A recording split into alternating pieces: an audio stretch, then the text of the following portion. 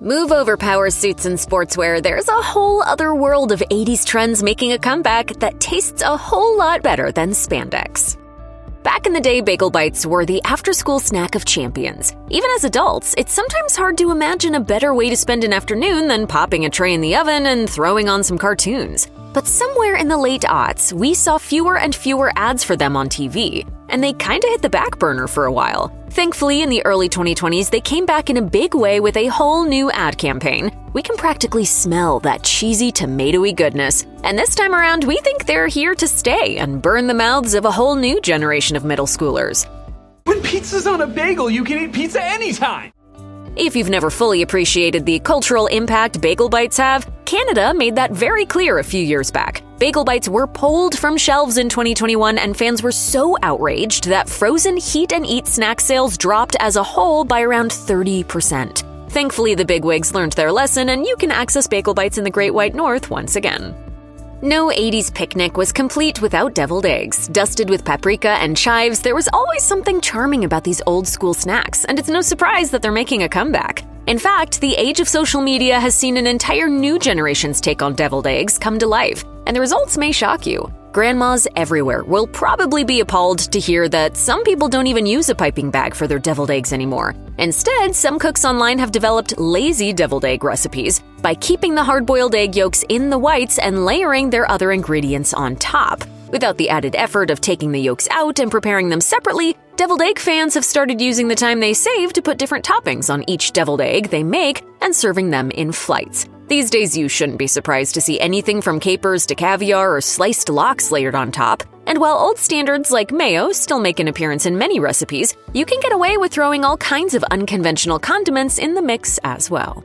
For a while, dainty finger sandwiches and other fancy canapés were dismissed as old-fashioned and pretentious. And while we can respect that, cutting them out of your diet completely would be a mistake. Crab toast was a big and delicious part of that scene, and you could find it on decorative trays at ladies' luncheons or garden parties throughout much of the 20th century. Back in the 80s, a lot of crab toast was made using canned crab meat, while other versions featured imitation crab sticks. Some older recipes also incorporated Kraft's Old English cheese spread, and hearing all those ingredients back, it's no surprise this dish faded out of the mainstream for a while. But crab toast is very much back in style, and many people have found ways to put a 21st century spin on it. Instead of those retro canned ingredients, many recipes now encourage people to use fresh lump crab meat, fresh herbs, extra virgin olive oil, and lemon juice. And while the classic crispy sandwich bread or squares of cocktail rye are still perfectly viable options for the base, feel free to get creative with that element as well. You could always cut up a baguette into crostini or cut rounds out of a nice sourdough. The world is your oyster, or crab in this case. During the 80s, sun-dried tomatoes were everywhere in American cuisine, and for good reason. As writer David Camp observed for taste, they weren't too outlandish. You could use them in everything from salad to garnishing a chicken breast, and people loved the way they tasted. Sun-dried tomatoes were a natural choice for pastas, salads, and pizzas, but they also wound up stuffed with goat cheese and even minced and kneaded into dough for bagels and dinner rolls. Sun-dried tomatoes are rich with health benefits and flavor and make every dish new, better, and different. But by the mid-90s, this savory fruit stay in the sun was drawing to a close. At least that was when influential critics like then New York Times writer Ruth Reichel got tired of them. But they're back in a big way now. This is thanks in part to the huge boost in popularity the savory umami flavor has seen in the last decade or so. And dishes like sun-dried tomato ramen have popped up on more and more menus. They're also a key ingredient in a lot of viral dishes like Marry Me Chicken, so the sun-dried tomato industry might have TikTok to thank for its more recent surge in popularity. It's hard to imagine a world without the everything bagel, but that was the reality for many until around the 1980s. There's just something about that combination of poppy seeds, sesame seeds, garlic, onion, and sea salt that takes boiled bread to a whole new level. And as delicious as they are, at some point people got tired of only getting to experience that legendary combo on a bagel. In hindsight, it's kind of strange that those 5 ingredients really only came together on breakfast tables for so long. After all, if it worked so well on a hunk of chewy bread with some cream cheese, why shouldn't it work on other dishes? Well, it turns out we're not the only ones who have asked that question in the 21st century. These days, you can easily make or buy everything bagel seasoning without the bagel. Trader Joe's has a very popular everything but the bagel seasoning for sale, and a lot of other companies now make similar products as well. It goes great on anything from steak to avocado toast, but don't be afraid to try it on, well, just about everything. There was a time in the 70s and 80s where it felt like everyone who was anyone had Jell-O pudding pops in their freezer. While they were uniquely delicious, they just weren't making Jell-O enough of a profit, so they disappeared from shelves in the 90s. Fans of the frozen treats did get a little hope back in the early 2000s when Jell-O licensed the pudding pops name to Popsicle, but the pudding pops that came out of that deal just weren't quite the same. As culinary lore recalled, the texture was different, and they were made in a popsicle shape using existing popsicle molds instead of in the traditional pudding pop shape. It's probably for that reason they didn't sell too well, and wound up disappearing again around 2011. To this day, an adequate replacement for the original Jell-O pudding pops has never come. And given their association to a certain disgraced TV dad, we doubt we'll ever see them in stores again. Jell-O pudding pops, frozen pudding on a stick.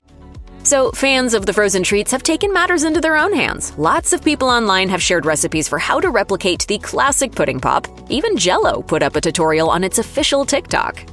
In the 80s potluck scene, 7-layer dips were a hot-ticket item thanks to America's growing obsession with Tex-Mex. But it's changed a lot since its heyday. A recipe published by Family Circle in 1981 is largely credited with bringing this dish into popularity, though Family Circle actually credited that same recipe to the Fort Worth Star-Telegram. That specific version called for a pre-made bean dip for the first layer and a combination of mayonnaise, sour cream, and taco seasoning for the third. These days, it's more likely you'll find recipes that opt for canned refried beans and sour cream without the mayo, but it's evolved in other ways as well. Old recipes might have said that any old avocado would do, but now that guacamole is so popular, it's not uncommon to throw things like lime juice and cilantro in the mix for that classic second layer. And in general, that original 7-layer formula isn't too strictly upheld these days. Some people might just opt for the first 6 layers of beans, guac, sour cream, salsa, cheese, and olives, while others might get a little crazy with additions like ground beef, jalapenos, or fresh corn. All you need is 7 layers. Just pick 7 things you like. After Manhattan's Le Cirque pioneered it in the late 70s, pasta primavera had a big moment in the 80s in metropolitan restaurants. While it's no surprise that the classic recipe of pasta bathed in veggies and a cheesy sauce got popular, it was a little clunky to make. At Le Cirque, the original recipe was a 10-step ordeal where you had to prep the sauce and a bunch of veggies and herbs in separate ways, and it needed a whole bunch of components to get it right. So in the decades since it got popular, the fundamentals of pasta primavera have changed quite a lot. Cooks have begun to favor using seasonal roasted vegetables to maximize the flavor palette without needing to do a bunch of specific prep work beforehand. In fact, the strong flavor that roasting veggies produces adds so much to the dish that some people don't even incorporate the cheese sauce, turning this once decadent pasta dish into a light and refreshing option great for a summer evening.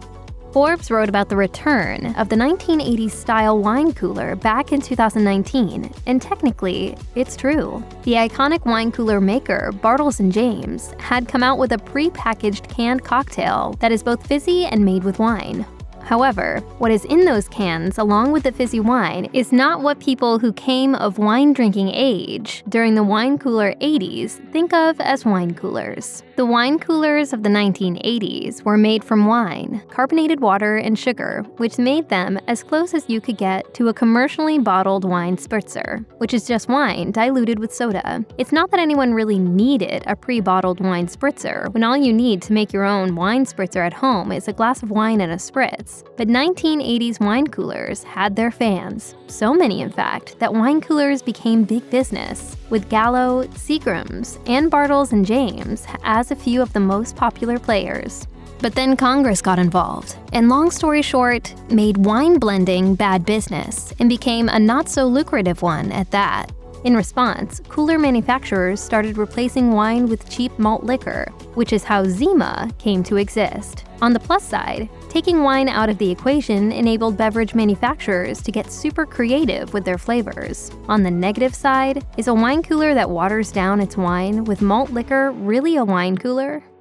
Steve Henson may have already had his mayonnaise and buttermilk-based salad dressing in mind, but things really kicked off when, in 1954, he and his wife moved to California and opened a guest ranch, the Hidden Valley. They served the dressing, of course, and it became so popular that guests started requesting souvenir jars. In 1983, Hidden Valley Ranch salad dressing was introduced in supermarkets, and an obsession spread across America, peaking in 1986 with the introduction of Cool Ranch Doritos. for a good long time after that, ranch dressing remained a part of Americana, but it was widely reviled by foodies who maintained that it was, for some reason, unworthy of a place in a real kitchen. Fortunately, that attitude seems to have gone the way of the dodo. At first, that comeback might have been characterized as mildly transgressive, with people buying into ranch dressing primarily because it represented a guilty pleasure. I could eat a whole bottle. Yeah, I could eat a whole bottle too. Before too long, however, ranch dressing and ranch seasoning started appearing in places that would never have tolerated it in the past. In upscale kitchens, drizzled on pizza, marinating lamb, and acting as the new dipping sauce for chicken wings. With the 21st century bringing with it a whole new national wing obsession, ranch dressing is now truly having a moment. It shouldn't be all that surprising to learn that sugar-sweetened fruit drinks are coming back into style. Did you notice we didn't say juice? That's because the beloved fruit drinks that had their heyday in the 1980s tended to contain very little actual juice. High C, for one, contained a mere 10% juice, and this remained the case in the 2010s. USA Today reported, what these fruit drinks did contain was a lot of sugar, often in the form of high-fructose corn syrup.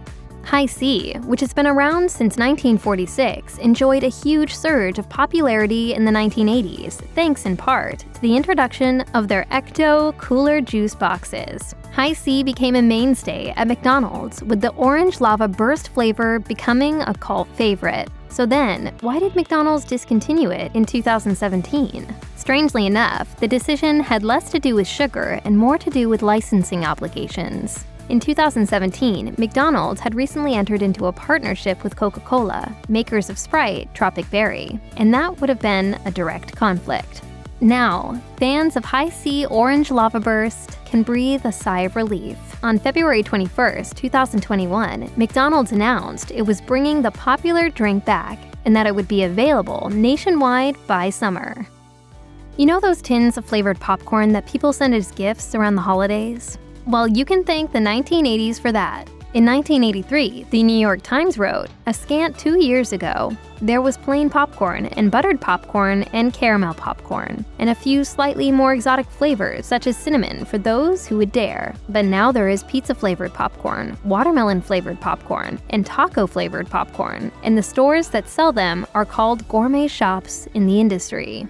The New York Times also pointed out at the time that about 70% of the country's popcorn is eaten at home, generating about $200 million in sales during 1982, with popcorn confections and other specialty items accounting for another $100 million.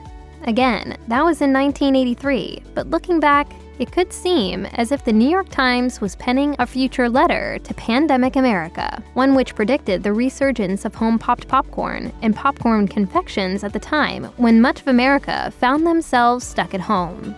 The latest varieties of flavored popcorn are wilder than ever, and it's absolutely possible to get popcorn that includes such flavors as fried chicken, Marmite, pumpkin spice, lemon sherbet, gin and tonic, dark chocolate pretzel, cookies and cream, and bacon and cheddar. Americans started taking a keen interest in French cuisine starting in the 1970s. Some of the fancier French restaurants were serving nouvelle cuisine, with all its detailed precision, high-class atmosphere, and a price tag that was just as high-class. Well, our first special tonight is our poisson du jour. It is a loup de mer bleu en verson, served with a plumeur verte de cochon de Plumont. On the more casual side of things were restaurants specializing in crepes and fondue. But by the mid-1980s, all these restaurants tended to have one item in common: French onion soup. So ubiquitous was onion soup in those days that it came to be synonymous with steakhouses as well as French restaurants. Although French cuisine in America, with its heavy sauces and hefty price tag, had to move aside and make room for the introduction and rise of other ethnic cuisines, such as Japanese, Thai, Pan-Asian, Northern Italian, and Indian, it appears that French onion soup is on the rise once again, especially at Panera Bread. It took Panera Bread's removal of French onion soup from its menu for its die-hard fans to realize the heartbreak. According to Ad Age, the disappearance of this longtime favorite was met with such outrage and so many complaints that Panera made a wise decision and put it right back on the menu. Lean Cuisine's pre-prepared and calorie-conscious frozen meals debuted in the US in 1981. Since then, the frozen food brand has been available in supermarkets across the country. However, it lost some considerable footing over the years, according to The Atlantic, which reported in 2014 that America's then 60-year-long love affair with frozen prepared meals was going through a bit of a rough patch. In fact, there was talk at the time of Nestle unloading the brand altogether. Good thing they hung in there, because frozen foods have been enjoying a huge comeback.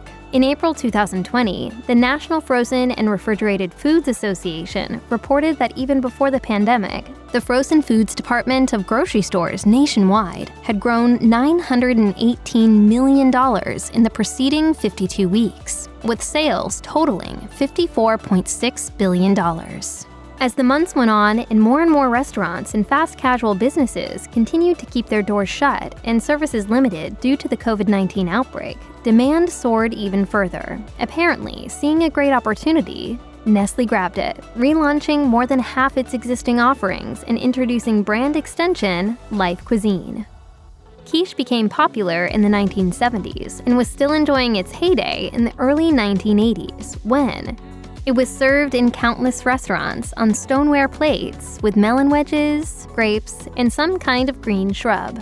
That's what the New York Times wrote in 1987 in an apparent attempt to help stage a comeback for the dairy-rich meal and a pastry. That comeback had become necessary thanks to the publication of Bruce Feirstein's Real Men Don't Eat Quiche. Published in 1982, the bestseller poked fun at quiche for being effeminate. So influential was Feirstein's book that the Columbus Dispatch reported, quiche sales dropped precipitously as men everywhere immediately stopped eating the tasty pastry.